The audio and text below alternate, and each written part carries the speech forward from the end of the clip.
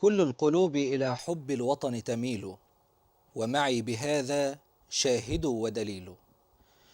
أما الدليل إن ذكرت حب الوطن، سالت دموع العاشقين له تسيل.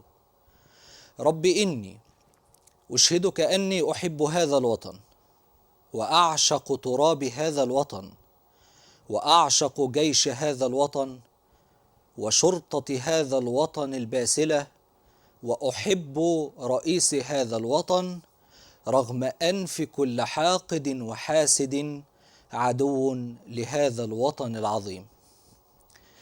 أهلا وسهلا ومرحبا بكم في حلقة جديدة من برنامجكم الحياة والناس.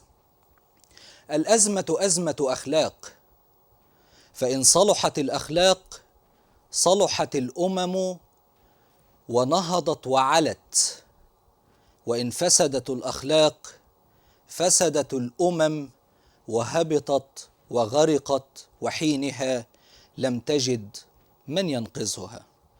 مواضيع كتير وقضايا كتير هنناقشها من باب احنا فين، وايه اللي بيحصل ده، وايه اللي احنا بنسمعه ده.